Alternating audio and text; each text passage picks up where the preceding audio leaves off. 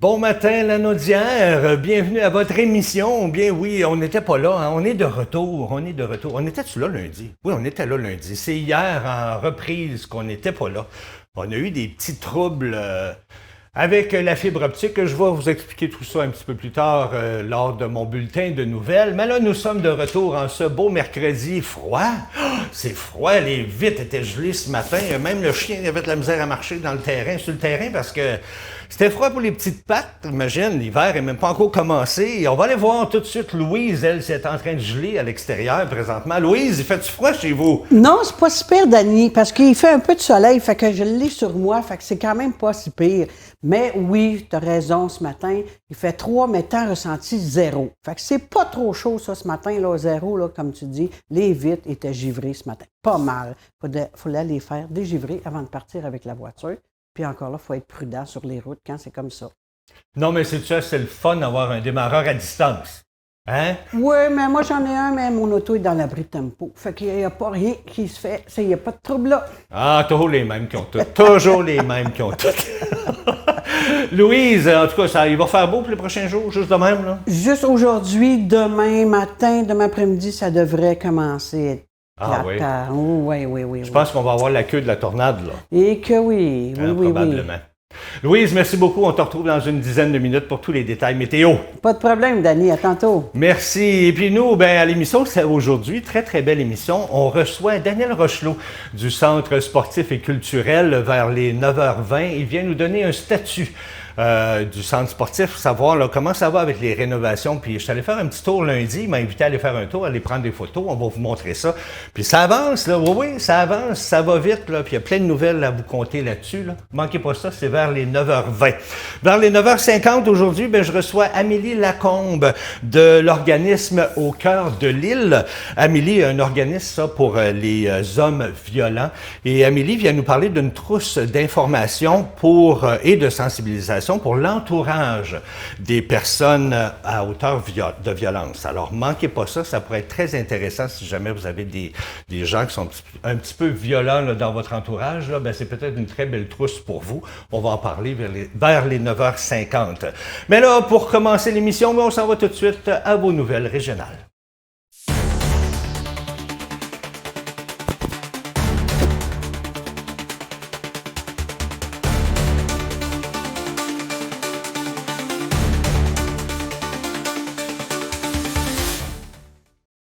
Eh bien, on va parler de Moisson-Lanaudière pour commencer. Eh bien, dans la région ici, les chiffres dévoilés par Moisson-Lanaudière pour leur fameux bilan fin FAIM 2025, eh bien, ils dressent un portrait alarmant de la situation alimentaire. Pour la première fois, l'organisme a répondu à plus de 154 000 demandes d'aide alimentaire par mois. C'est une augmentation ça, de 8,8 % par rapport à l'année précédente et de près de 39 % depuis 2022. Eh bien, derrière ces statistiques se trouvent des milliers de familles, dont plusieurs vivent une précarité grandissante malgré la présence d'un revenu d'emploi. Chaque mois, ce sont 21 376 personnes uniques qui reçoivent du soutien de Moisson-Lanaudière. Et parmi elles, bien, un tiers sont des enfants. C'est triste. C'est plus de 5 000 jeunes qui dépendent de l'aide alimentaire pour manger à leur faim. Une réalité qui interpelle directement la directrice générale de l'organisme, Mme Céline Gauthier. Elle souligne que cette hausse dépasse les prévisions établies en janvier dernier par une étude économique menée par Aviseo pour le compte des banques alimentaires du Québec. Cette étude anticipait déjà une montée continue des besoins, mais les données actuelles vont au-delà de ce qui avait été envisagé. Face à cette situation, bien Moisson-Lanaudière appelle à une mobilisation collective et à la mise en place urgente de mesures concrètes pour lutter contre la pauvreté. Le soutien gouvernemental de 25,5 millions de dollars accordé à Banque alimentaire du Québec pour l'achat de denrées a été jugé essentiel cette année. Il a permis de compléter les dons des partenaires du réseau à travers la province, mais ne suffit plus à contenir la croissance. Dans la Naudière, comme ailleurs au Québec, L'insécurité alimentaire ne touche plus seulement les personnes sans emploi ou en situation d'exclusion sociale. Elle s'étend désormais à des travailleurs, des familles, des enfants qui peinent à joindre les deux bouts malgré leurs efforts. Pour Moisson-Lanaudière, ces chiffres ne sont pas qu'une simple statistique. Ils sont le reflet d'une urgence sociale qui exige des réponses rapides, durables et surtout humaines. Le premier ministre François Legault reconnaît qu'un contrat majeur lié à la transformation numérique du réseau de la santé comporte de sérieux problèmes. Santé Québec a hérité d'un projet mal ficelé visant à numériser les systèmes financiers et d'approvisionnement connus sous le nom de SIFA. Suspendre ce projet pourrait coûter jusqu'à 405 millions de dollars à l'État, en raison d'une clause qui oblige à verser l'intégralité du contrat au fournisseur LGS, une filiale d'IBM.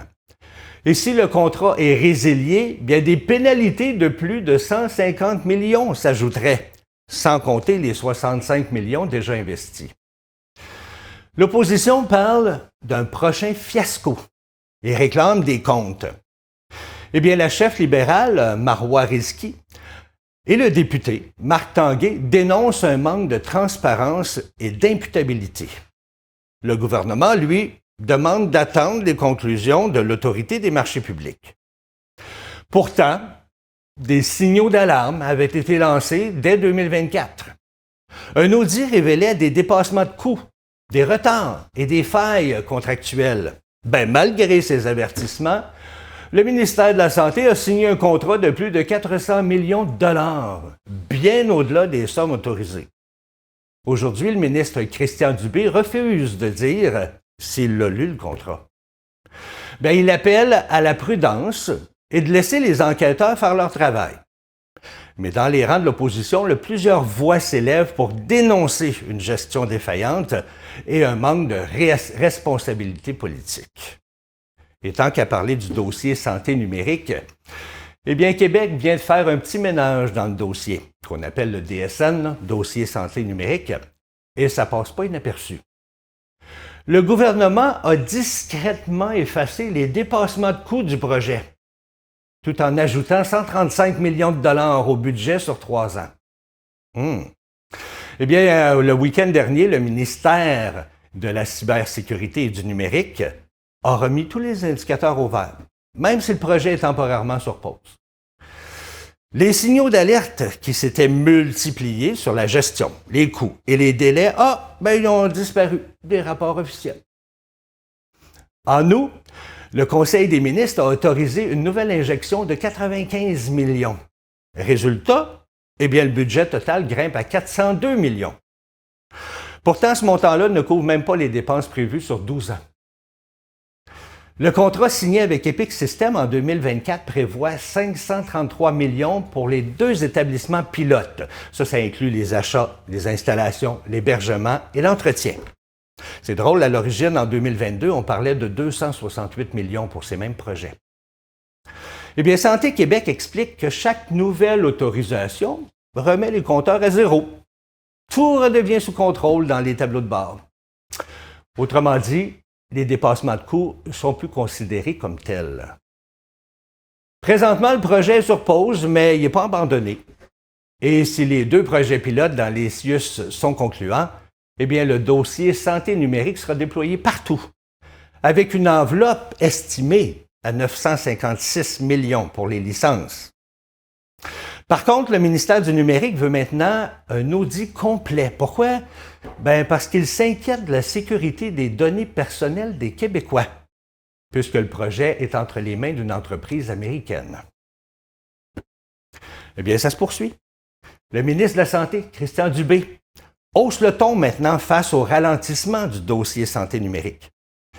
Il promet de sévir contre les médecins qui auraient freiné son implantation, notamment en boycottant les réunions de travail liées au projet.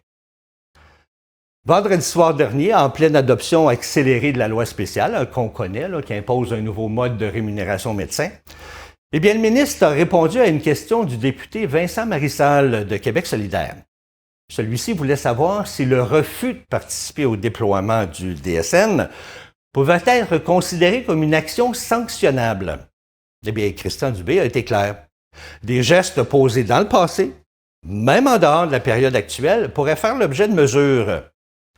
Il a insisté sur le fait que les moyens de pression des médecins sont directement responsables du projet, du report de ce fameux projet pilote, initialement prévu cet automne dans 2 CIUS. Le ministre a répété qu'il y aura des actions spécifiques liées au DSN. Mais pour Vincent Marissal, cette posture ressemble à une chasse aux sorcières. Il s'interroge. Qui sera visé? Sur quelle base? Et quelles seront les sanctions? Des amendes? Des mises à pied? Au moment de publier, le cabinet du ministre n'avait pas encore répondu aux questions de la presse canadienne. On parle d'argent, on parle de tout. L'écart entre les riches et les pauvres continue de se creuser au Québec et au Canada, selon les plus récentes données de l'Observatoire des inégalités. Depuis la pandémie, la flambée du coût de la vie a frappé de plein fouet les ménages les plus vulnérables. Entre août 2020 et août 2025, les prix ont augmenté de 21,8 % au Québec. Mais ce sont surtout les coûts du logement et de l'alimentation qui ont explosé. 31,4 % pour le logement, 28,2 % pour l'alimentation. Or, ces 2 postes représentent près de la moitié des dépenses des 20 % les plus pauvres, contre seulement 22 % chez les 20 % les plus riches. Résultat, les familles à faible revenu ont vu leur pouvoir d'achat fondre, pendant que les plus fortunés s'enrichissaient. Entre 2020 et 2024, le revenu disponible moyen des Québécois ont augmenté de 19,3 %. Mais cette moyenne cache des profondes disparités. Les 20 % les plus riches ont vu leur revenu grimper de plus de 71 000 $, soit une hausse de 51,4 %. À l'inverse, les ménages les plus pauvres ont subi une baisse de revenus de 568 $. À l'échelle canadienne, l'écart de revenus disponible entre les 40 % les plus riches et les 40 % les plus pauvres a atteint un sommet historique de 48,4 % au 2e trimestre de 2025. Et même si les inégalités sont généralement moins marquées au Québec, les experts estiment qu'elles suivent la même tendance. Une aggravation constante qui soulève des questions sur l'équité, la cohésion sociale et l'urgence d'agir. Alors voilà, c'est ce qui complète votre première partie de votre bulletin de nouvelles. On se reparle pour les prochaines nouvelles vers 9h35 environ, mais pour l'instant, on va aller faire un tour du côté de Louise, qui est à l'extérieur avec toutes les données sur, le temps qu'il va faire pour les prochains jours. À toi, Louise. Merci, Dani. Oui, pour aujourd'hui, le 29, on approche de l'Halloween, là, il reste 2 jours seulement. Aujourd'hui, demain, après, c'est l'Halloween. Mais pour aujourd'hui, ce matin, il fait 3 degrés, t'en ressenti 0, avec un beau soleil, par exemple, ce matin. Le vent, il n'est pas trop présent ce matin, on est quand même bien. Cet après-midi, un maximum de 9 degrés, avec du vent plus élevé, par exemple. Ça, c'est plate, mais je vous dis, profitez-en aujourd'hui de faire vos choses à l'extérieur, ceux qui n'ont pas terminé, parce que en fin de semaine, puis surtout vendredi, il annonce de la pluie, énormément de la pluie, à 100% pour vendredi. Fait qu'aujourd'hui, profitez de la journée qui est quand même belle, 9 degrés maximum, mais avec le vent, c'est sûr que les feuilles vont continuer à tomber un peu, mais au moins, il va en avoir moins pour l'an prochain. Fait que 9 degrés cet après-midi. Ce soir, ça va être un petit 3 degrés avec passage nuageux. Bon, des petits nuages, c'est pas trop grave, hein, tant qu'il pleut pas. Cette nuit, ça va être 0. Il va faire 0 dans la nuit, mais on fait de dos. Fait que c'est pas trop grave. Puis demain matin. Demain matin, là, là, ça va être aussi froid. Demain matin, c'est la même chose. 0, avec un temps ressenti de -3. Mais par la suite, le matin, ça va être ensoleillé. Par la suite, Et là, c'est là que ça va se gâcher. Il va commencer à pleuvoir demain après-midi. C'est à 70 70 moi, d'après moi, il va pleuvoir, mais c'est une pluie légère. Il va seulement pleuvoir juste un petit peu. Donc, demain après-midi. Demain soir, là, la pluie commence à 100 Demain soir, ça va être, mettons, un maximum de 5 degrés. La pluie assez forte. Parce que dans l'après-midi, la pluie va être forte, mais le soir, elle va être un petit peu plus faible. Fait que c'est quand même pas si pire. Mais pour samedi, je suis rendu loin, là. Vendredi matin, là, c'est 100 de pluie. Pour la loin, c'est plate pour on dit les petits-enfants, là, mais on appelle ça nos petites montres, nos petites sorcières. Mais il va y avoir des filles aussi, là. Tu sais, il y a toutes sortes. Puis on va peut-être avoir des M. Rona, hein? Mike chez Rona. Vous n'oubliez pas, hein, le concours qu'il y a chez Mike chez Rona pour les jeunes. Vous pouvez aller chercher votre costume Mike chez Rona. Par la suite, je vous parle de la sécurité. La sécurité, là, on dit le soir commence à faire noir vers 5 heures maintenant. Hein? On va changer l'heure en fin de semaine. On n'oublie pas qu'on change l'heure dans la nuit de samedi à dimanche. On recule l'heure. Fait que là, si, admettons, vous allez marcher le soir, essayez d'avoir des bandes réfléchissantes. Parce que c'est très dangereux. Comme ma mère, elle disait, si tu vas dehors, là, entre chien et loup, fais attention parce que les gens ont de la misère à te voir. Comme je suis habillée ce matin, là, oubliez ça, là. Le soir, là, je peux pas m'habiller comme ça. Si je m'habille comme ça, je mets une chose par-dessus, un petit veston par-dessus, qui est réfléchissant, parce que sinon, là, c'est trop dangereux. Puis je le sais, moi, là, je conduis un auto, puis oui, des fois, on voit pas. Quand vous êtes trop foncé, on voit pas bien. Fait que la sécurité sur les routes, là, faut faire attention. Vendredi, c'est encore pire. Parce que là, c'est l'Halloween. Fait que les jeunes, oui, c'est sûr qu'il va y avoir les pompiers qui vont se promener. Les pompiers vont se promener en masse probablement toute la soirée, mais faire attention. Encore là, des costumes qu'on ne met pas des masques parce qu'on ne voit pas bien, et puis des costumes réfléchissants. Ou, encore là, c'est juste une petite bande, une lampe de poche, mais quelque chose pour vous protéger. Puis les parents, bien, ceux qui sont tout petits, bien, faire attention, être proche d'eux, puis ne jamais rentrer dans la maison. Jamais rentrer dans la maison où vous allez chercher des bonbons. Vous les prenez dehors, à l'extérieur, sur le bord de la porte, mais jamais dans la maison. On reste toujours dehors quand on passe l'Halloween. Fait que sur tout ça, je vous laisse à Dany. Ben, merci beaucoup, Louise. Très gentil. Ben oui, il va y avoir de la pluie vendredi, puis ça, c'est causé par Mélissa. Ben oui, on dit que c'est Mélissa, l'ouragan là, qui était en Jamaïque, puis Cuba là, ce matin. Là. Je me renseignais à savoir pourquoi les ouragans portent toujours des noms de filles. Hein, pourquoi? Ben oui, au début c'était comme ça, mais là depuis 79, ça devait être une fille, un gars, une fille, un gars. Mais moi je me souviens, il y a une année qu'il y avait un ouragan qui s'appelait Hélène. Ben oui, c'était ma femme, quand elle est partie avec la maison. Ben non, c'est pas vrai, c'est une blague. On va s'arrêter le temps d'une pause et au retour, bien, on vous donne tous les détails de ce qui se passe du côté du Centre sportif et culturel Brandon parce que là, ça avance, les rénovations, ça avance. Là. Fait que Daniel est ici avec nous en studio pour nous parler, vous nous donner un statut de ces rénovations. Restez là, on le retrouve dans 2 minutes.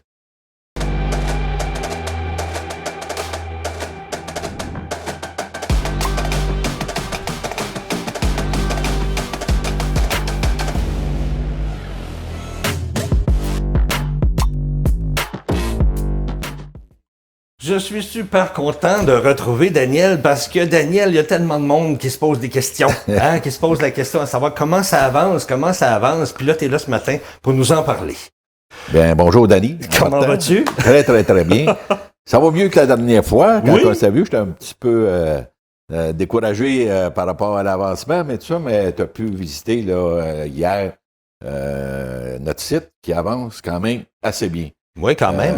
Je suis relativement content. On a encore quelques petits pépins, là, mais c'est mineur. Là. Actuellement, on est rendu à l'étape enfin étant projetée de couler le béton. Ah oui, ça s'en vient, là. Ça s'en vient. Ça devrait être mardi. Mardi de la semaine prochaine. La semaine prochaine, le 4. OK. On avait parlé du 30-31 octobre dans le premier échéancier qu'on avait discuté.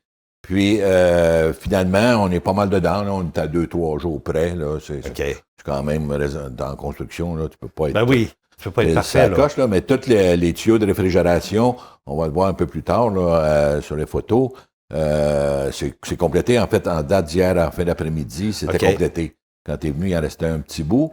Donc, ça, c'est fait. Il reste le treillis métallique à installer par-dessus tout ça, puis attacher ça. Et mardi, on va être prêt à couler le béton. Wow. Hey, dis-moi, au moins, on n'a presque pas de retard, mais dis-moi que tu n'es pas comme le gouvernement, là. Tu n'as pas dépassé les montants qui étaient alloués. Parce que ça change toujours. Oui. Ben, en fait, on a eu une petite surprise. OK. Au niveau de l'entrée principale du panneau électrique. C'est assez technique, là. Je n'entrerai pas dans ce détail-là, mais c'est une question de voltage puis d'ampérage, là, par rapport au excusez l'anglicisme, le main breaker, le breaker principal, le fusible principal de l'entrée, qui, dans le fond, est trop fort par rapport au filage. Ça peut créer un problème, là, on n'a jamais eu de trouble, mais là, quand les professionnels ont découvert ça, les électriciens, mais ça a amené qu'il faut faire des changements.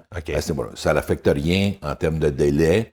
Ça ne touche pas la patinoire comme telle, mais ça va augmenter ça va amener une petite augmentation de coût. Petite, c'est quand même important. Là, on parle autour de entre 130 et 150 000 $. Mais ça, c'était pas prévu. Là, ça, c'était pas prévu. C'était pas quelque chose c'était pas prévu. Un peu comme la poutre à la piscine, qui n'était pas prévu. La poutre s'en vient. D'ici le 15 maximum, on devrait avoir reçu la fameuse poutre pour remplacer à la piscine. C'est énorme, ça. Mais on nous avait dit 6 à 8 semaines de fabrication, puis on est dedans. Et tout ça. Là. Mais ça avance à un rythme assez... Écoute, je vais avoir une quarantaine de travailleurs là, tous les jours là, qui sont là, autant en ventilation, électricité, toute la réfrigération, c'est la ventilation. C'est une grosse job. Écoute, pourquoi qu'on part pas? On va partir le vidéo, on va regarder ça, puis tu pourras le commenter au fur et à mesure. Fait qu'on va demander à Claude en régie, voilà. Ça, c'est à l'extérieur. Ça va bien à l'extérieur? Oui. Tout ce qu'on appelle la foraine, c'est tout complété. On a commencé à installer le canaxel, qu'on appelle, parce que ça va être tout un revêtement canaxel. Là, on ne voit pas la partie qui est faite pour l'instant. Oui, c'est celle-là, je pense. Je pense que tantôt, on va voir... Oui, du côté de source de vie. Là. Côté de source de vie. Oui, on s'en vient, là. Tout le pan de mur est complété de ce côté-là. Ça, c'est à l'arrière. On voit qu'à l'arrière, c'est complété. Donc, c'est quand même un bon travail. Et là, on le voit, là, ce qui a été complété. Là. On voit ce qui était posé. Moi, je peux vous dire que pour avoir vu les travaux, là, c'est quelque chose en termes d'isolation. Ici, on voit l'intérieur de l'aréna et vous voyez cette partie qui est noire, c'est tous les tuyaux de réfrigération qui sont là. Il y en a 250 à installer sur la largeur de la piscine. Pas de la piscine, excusez, mais de l'aréna. Donc, on voit les tuyaux noirs. Qui sont connectés dans... Qui s'en vont dans le caniveau où il y a la nourrice qu'on voit actuellement. La nourrice, c'est ce qui amène la saumure réfrigérante dans tout le circuit. Ça fait un aller-retour au fond, puis ça revient et tout ça. Donc, ça, c'est long comme travail. Regardez les bobines. On avait 40 bobines comme ça de tuyaux à carlon pour installer. Puis on voit l'installation. Quand ça arrive à l'autre bout, ça tourne. Exact. Là, on voit... Ça, c'est l'électricité qui a été tout refait dans la salle des joueurs, là, tout ça en bas. Là, là il y en a de l'électricité maintenant. Là, là on voit clair. Ça, c'est très, très clair maintenant. Ça, c'est tout ce qu'on voit là. C'est toutes les nouvelles machines qui concernent la ventilation, climatisation et tout ça, pour autant le gymnase que la piscine et tout ça. Donc, on a pour 500 000 juste de coût pour les machines qu'on a rentrées en dedans. C'est tout neuf, là. Flambant neuf. C'est tout neuf. C'est flambant neuf. Comme là, on voit le gym qui est terminé, lui. Le gym, on a réouvert le 6 octobre. Et c'est terminé. Ça, c'est, dans le fond, le vestiaire du gym. C'est magnifique, là. Honnêtement, je suis très, très content. C'est un beau changement. Ça, c'est la grande salle où habituellement on fait des spectacles. Ça sert plutôt d'entreposage pour l'instant, mais l'électricité est toute complétée, la ventilation. Il y avait beaucoup plus de lumière dans la grande salle maintenant qu'avant. Oui, c'est vraiment... En termes, c'est tout au LED, donc on va avoir des économies assez importantes de ce côté-là. Puis aussi, j'ai pas abandonné, mais j'ai inscrit notre établissement, le centre, avec Hydro-Québec, à ce qu'on appelle la gestion de la puissance. OK. Ça veut dire qu'entre jusqu'au 1er avril, entre le 1er décembre et le 1er avril, Hydro, dans le fond, va nous aviser dans les périodes de pointe que si on pouvait délester un peu des appareils pour aider à la consommation. Et ça, en faisant ça, ça nous donne, dans le fond, un crédit. Un crédit qui va nous être versé à la fin de la saison hivernale, au printemps, à quelque part en avril-mai, qui vont nous verser un crédit. Moi, avec les grosses machines qu'on a à faire fonctionner, les compresseurs et tout ça, je suis sûr qu'on va aller chercher un montant assez substantiel en économie d'énergie. Puis ce que je trouvais intéressant aussi, c'est quand on voyait tantôt dans la chambre des joueurs, on était dans le passage. Les lumières, ils s'allument tout seuls, puis ils se ferment tout seuls. Il n'y a aucun contrôle, il n'y a aucun pas de perte d'énergie. Quand il n'y a plus personne, ça s'éteint. Ça s'éteint, ça baisse d'intensité. Puis ça, c'est à grandeur du son. Oui, partout? Partout. OK. Fait que c'est vraiment un gros changement aussi là, en termes d'économie, je pense, là, qu'on va vivre. Là, puis les dates n'ont pas changé. En terminant, là, les dates restent quand même... On reste vers le 20 janvier environ là, pour l'ouverture de l'aréna. OK. La piscine, ça va être un peu plus tard parce qu'à cause de la poutre puis tout ça, le travail qu'il y a à faire, puis ça va aller à quelque part au mois d'avril à peu près, avant qu'on soit finalisé. Parce que la piscine, il faut, un coup qu'on va avoir fini tout le toit, puis tout ça, il faut laver la piscine. Tu refais-tu la peinture dans la piscine? Oui, là, on fait toute on sable au complet et on reteint toute la boiserie intérieure, pour ceux qui connaissent la piscine. C'est énorme, ça aussi. C'est énorme. C'est énorme. Puis on refait la toiture à l'extérieur aussi, parce que ça coule. Non, on est pas mal, comme on dit, dans le time frame. Bon, tant mieux. Puis je termine c'est un projet de combien, là? Ça coûte combien, on était à 7,6, on va être à 7,9. 7,9 millions. On a 5 millions en subvention qui arrivent de nos 2 paliers de gouvernement à part égale. 2,5 millions chaque là, entre le fédéral et le provincial. OK. Merveilleux. Merci, Daniel. Merci beaucoup. Fait que les gens vont être contents parce qu'il fait longtemps qu'ils attendent après pour savoir. Puis dans un mois, ça va peut-être être tout fini. Non, je pense peut-être pas, là, mais en fait, ça me fait plaisir de venir l'expliquer parce qu'il y a beaucoup de ce que j'appelle du mamérage dans le village. Puis moi, ça me chatouille un peu. J'aimerais ça que... Mais là, au moins, ils sont au courant. C'est ça, que les gens soient au courant directement au lieu d'entendre des ragots, comme on dit. Exact. Merci beaucoup, Daniel. Ça me fait plaisir. Merci Dani, de l'invitation. Nous, on s'arrête le temps d'une pause et au retour, l'émission se poursuit avec d'autres nouvelles. Puis une autre chroniqueuse qui s'en vient vers les 9h50. Restez là. Nous sommes de retour à Bon Matin Lanaudière. Il est 9h31. C'est toujours intéressant de recevoir mes chroniqueuses qui nous parlent de sujets intéressants. C'est super le fun. Fait que là, vous êtes au courant de ce qui se passe avec le centre culturel. Et ça avance, oui, ça avance très, très bien, comme le disait Daniel. Tant mieux, c'est des gros projets. Puis ça va être le fun, mais que ça soit terminé. Eh bien, ce qui s'en vient à l'émission, c'est notre amie Amélie Lacombe de l'organisme Au cœur de l'île qui vient vous présenter une nouvelle trousse d'informations et de sensibilisation pour l'entourage des personnes auteurs de violences, qui est très intéressant parce que des fois, on ne sait pas quoi faire quand on a des gens près de nous là, qui sont violents. On ne sait pas quoi faire avec ça. Fait qu'eux vont vous aider avec ça. Manquez pas ça, c'est à 9h50. Pour l'instant, on retourne à votre deuxième bulletin des régions.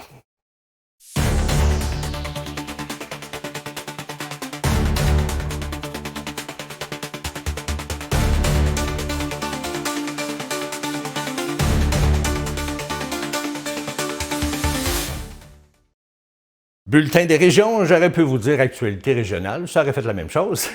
Écoutez, je vous parlais du dossier santé numérique dans la première section de mon bulletin, qui va coûter des millions de dollars. Ben là, je vous le dis, là, moi je suis pas devin, non pas du tout, mais j'ai comme l'impression avec ce que j'entends avec tous les autres projets du gouvernement, autant au Canada qu'au Québec, ça va-tu finir encore une fois avec d'énormes dépassements de coûts? Puis qui sait, peut-être encore un fiasco?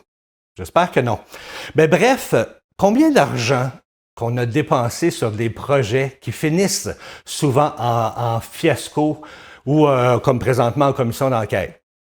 Eh bien, j'ai demandé à mon meilleur ami, ChatGPT, comme je vous l'ai déjà dit, faut en prendre et en laisser avec lui. Fait que j'ai demandé de me sortir une liste des fiascos et quasi-fiascos des 40 dernières années. Vous allez voir que c'est bien intéressant, tout l'argent, notre argent, qu'on dépense sur des projets qui finissent en fiasco. Le dernier là, qu'on connaît tous, le SAC-CLIC, là, qui dure depuis 2017, coût estimé du projet, 1,1 milliard de dollars. Il y a eu des explosions de coûts, des pannes, des files d'attente massives après le lancement. Et là, on le sait, on est en commission d'enquête. Le dossier Santé Québec, qui est commencé depuis fort longtemps, là, 2006 à 2018, coût estimé 1,6 milliard. Des retards, des dépassements budgétaires, adoption partielle du projet.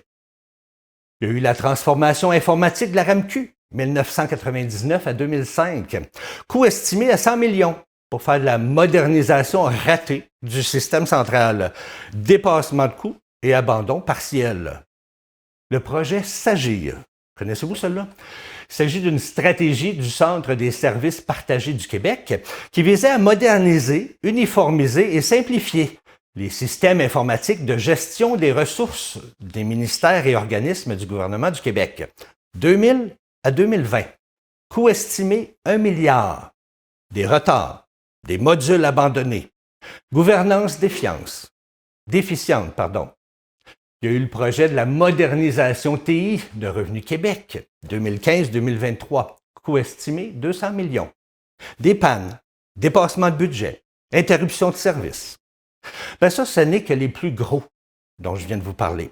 Il y a aussi eu la modernisation des communications à la Sûreté du Québec, les greffes numériques au ministère de la Justice, Retraite Québec, Hydro-Québec, et j'en passe. Au Canada, il y a eu le système de paye Phoenix. Vous vous en souvenez de celle-là, là.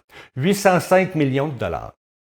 En juin 2025, il y a même un officiel qui a indiqué que plus de 5,1 milliards avaient été dépensés jusqu'à présent pour traiter les erreurs liées au Phoenix. Le Registre national des armes à feu, coût estimé à 2 millions de dollars, qui s'est avéré être, selon un témoin au Parlement en 2006, plus de 2 milliards de dollars. Projet qui a été aboli en 2012 lors de l'entrée en vigueur de la loi Bill C-19. Le système de gestion de l'aide sociale de la province de l'Ontario, 290 millions à la place de 202 millions. Le dysfonctionnement d'un système informatique de l'enfance et de l'aide sociale en Colombie-Britannique. Une analyse interne a conclu que ce système à 182 millions de dollars était profondément défaillant et aurait compromis la sécurité des enfants. Au total, c'est 18 % des projets TI publics qui ont eu de forts dépassements de coûts. Pour un total estimé, parce qu'on va dire estimé là, parce qu'il n'y a pas de chiffre vraiment officiel. Donc, estimé de 18 % des projets TI publics, c'est plus de 19 millions de dollars. Non, pardon, 19 milliards de dollars. Notre argent. Moi, ce que je me pose comme question, c'est comment ça se fait que les projets du gouvernement, ça se passe toujours comme ça, avec d'énormes dépassements de coûts, puis ça finit bien souvent en fiasco ou en quasi-fiasco. Ça fait réfléchir, hein? On change de sujet. Les policiers lancent un appel à la prudence après une série d'accidents impliquant des quadriporteurs, dont certains tragiques. Ces véhicules, souvent utilisés comme aide à la mobilité motorisée, peuvent circuler sur les trottoirs, les pistes cyclables et même sur les voies publiques, mais à certaines conditions. La vitesse maximale autorisée est de 32 km/h sur la route et de 10 km/h sur les pistes cyclables. Pourtant, certains modèles dépassent ces limites, ce qui inquiète les autorités. Le SPVM rappelle que les conducteurs doivent respecter les règles comme tout autre usager, même s'ils n'ont pas besoin de permis de conduire ni porter de ceinture. Plus tôt cet été, la Sûreté du Québec a diffusé une vidéo sur les réseaux sociaux pour sensibiliser le public. On y voit Jacques, un conducteur de 93 ans, prodiguer des conseils. Premièrement, ne pas rouler au milieu de la rue, utiliser les traverses piétonnières aux intersections et éviter les routes où la limite dépasse 50 km/h, sauf sur de très courtes distances et si c'est le seul moyen d'arriver à destination. On regarde ensemble cette vidéo de la Sûreté du Québec. Aujourd'hui, je veux m'adresser à ceux qui prennent la route en chevauchant leur monture, les lunettes de soleil, les cheveux dans le vent, puis qui sont parfois un peu rebelles. Il y en a de plus en plus d'aides à la mobilité motorisée sur les routes, puis des fois on en voit de toutes les couleurs, au point d'être carrément dangereux. On a constaté plusieurs événements malheureux dans les derniers jours.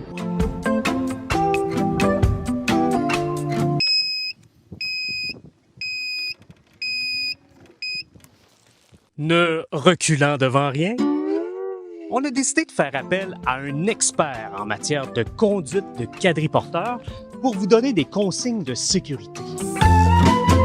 Monsieur Jacques, 93 ans. Bonjour. Bonjour. Il est permis de circuler sur le trottoir pas plus que 10 km/h. Il faut aussi respecter le rythme des piétons et lorsque vous lâchez l'accélérateur, il faut que le quadriporteur ralentisse. Si vous roulez dans une rue de 50 km/h ou moins, vous pouvez circuler sur la chaussée. Il ne faut pas circuler au milieu de la rue. Ce n'est pas une auto, c'est un quadriporteur. S'il y a une piste cyclable, c'est à privilégier.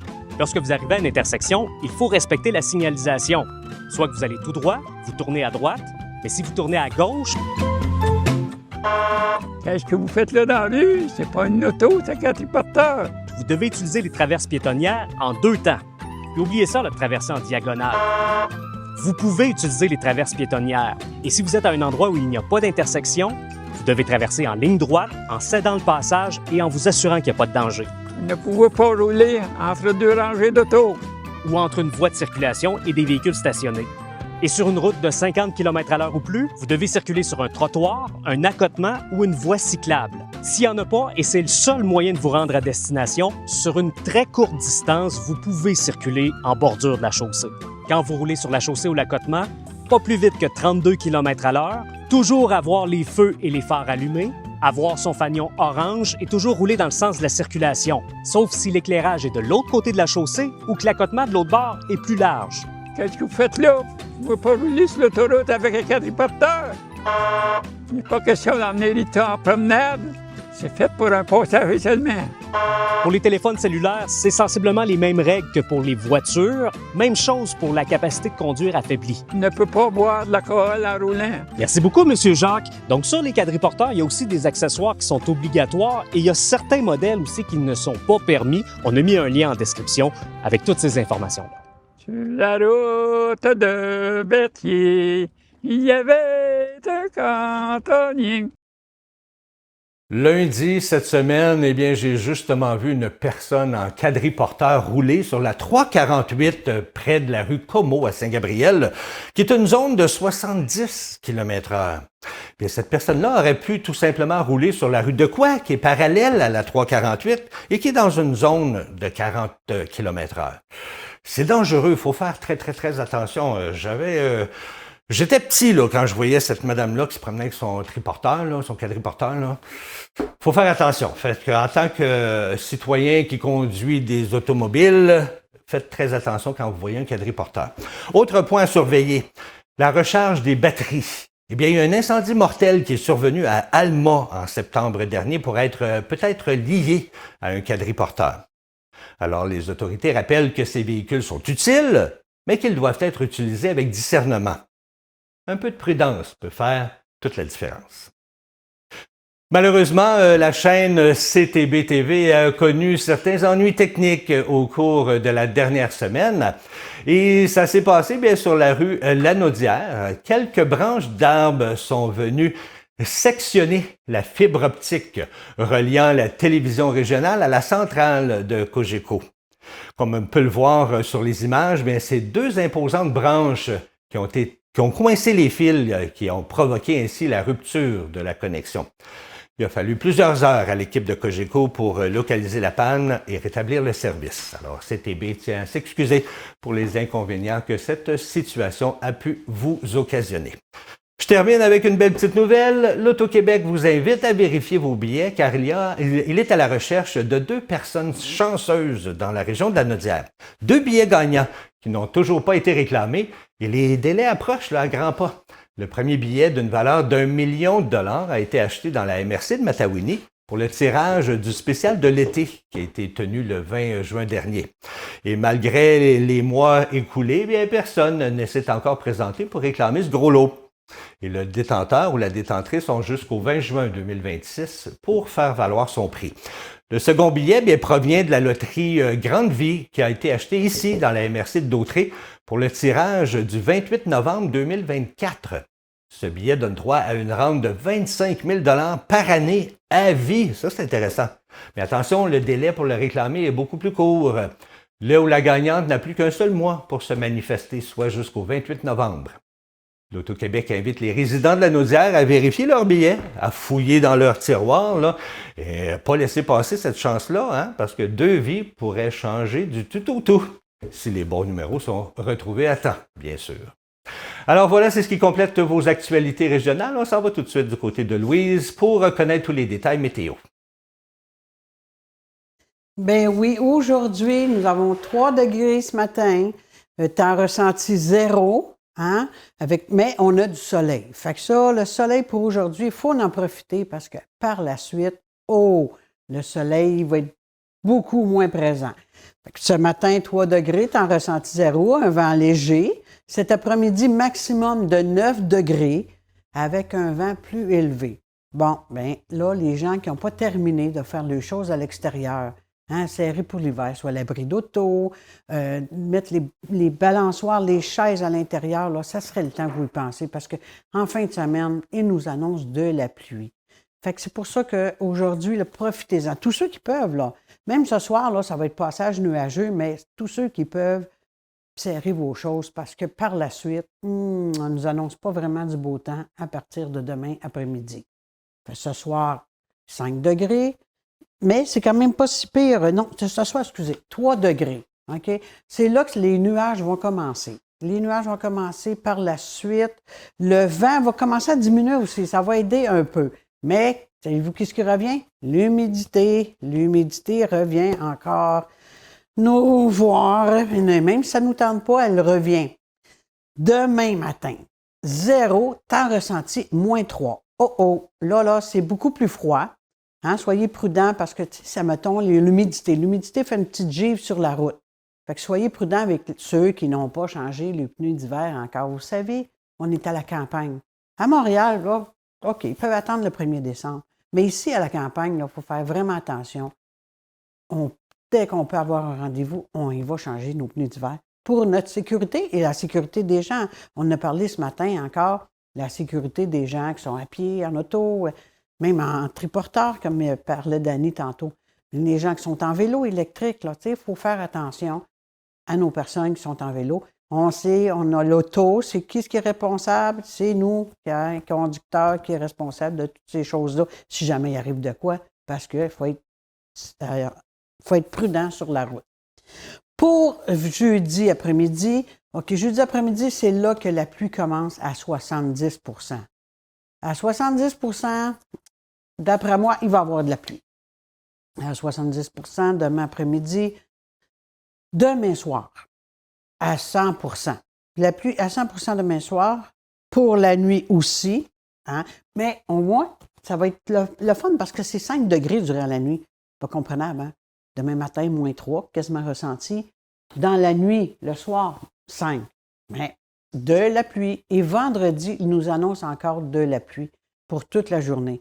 C'est plate pour nos petits monstres, nos petites étoiles, nos petits... Mais on n'a pas le choix. Mais en espérant que ça change pour vendredi.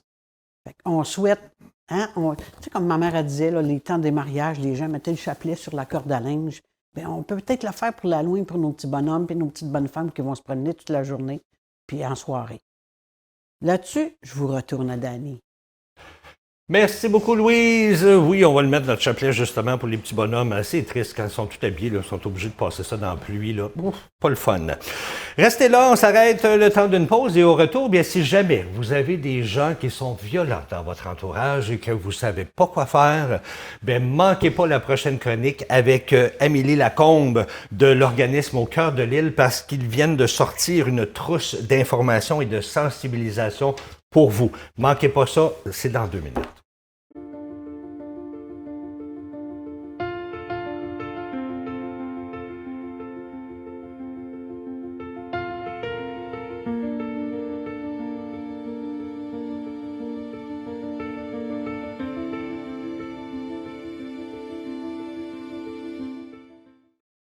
Et oui, nous sommes de retour. Eh bien, avant de commencer notre chronique, j'aurais 2 excuses à faire. Premièrement, je m'excuse si jamais vous entendez du bruit dans nos micros. C'est parce que juste ici, à l'extérieur, devant le CTB-TV, ils sont en train de construire des bâtiments. Fait que ça creuse, puis ça fait plein de choses, fait que ça rentre dans nos micros. On s'excuse pour ce bruit-là. Et la deuxième chose, je tiens à m'excuser parce que c'est pas Amélie, mais c'est Émilie. Exactement. Émilie Lecombe, c'est ça? Lacombe. Lacombe. On finit par l'avoir. Je suis désolé, Émilie. Pas de Ça va problème. bien? Oui, merci beaucoup de m'accueillir, Dani. Ça fait tellement plaisir, Émilie. Écoute, puis c'est un sujet fort intéressant parce que je disais en entrée de jeu que vous avez sorti une trousse d'informations et de sensibilisation, mais pour l'entourage de personnes violentes. Alors, parle-nous de ça un petit peu, là. Ça s'adresse à ces gens-là. Pourquoi, là? En fait, la trousse, comme tu l'as nommé, s'adresse vraiment à l'entourage des personnes auteurs de comportements violents. Je veux spécifier que ça ne s'adresse pas aux personnes victimes ou à l'entourage des personnes victimes, ni aux personnes de moins de 18 ans. OK. À ce sujet, il y a des ressources qui s'adressent là, à eux, puis ils peuvent appeler SOS Violence conjugale. La trousse a été développée avec un financement du secrétariat à la condition féminine. OK. Puis on a eu l'heureuse chance de la développer avec un comité consultatif constitué de la Lueur du Fort de la Naudière, ainsi que de la maison d'accueil La Traverse. Puis vous avez eu aussi, hein, si je me souviens bien, une subvention pour faire cette trousse-là, hein, du gouvernement? Oui, tout à fait, là, du secrétariat à la condition féminine. Merveilleux. Écoute, là, on disait justement que ça s'adresse pas aux victimes, ni à l'entourage des victimes. Ça s'adresse, si, mettons, moi, j'ai un ami qui est violent, j'ai un frère ou une sœur qui ben, ça s'adresse-tu autant aux hommes qu'aux femmes, là, dans le sens que les gens violents, c'est autant des hommes que des femmes. Tout à fait. Mais il y a plus d'hommes.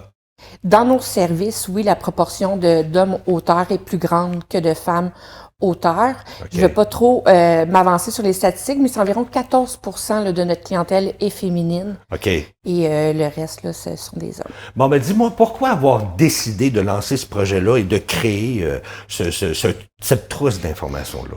En fait, il existe peu de ressources qui est vraiment spécifique pour l'entourage des personnes auteurs. Puis à notre connaissance au Québec, il n'existe aucune trousse comme celle qu'on a développée.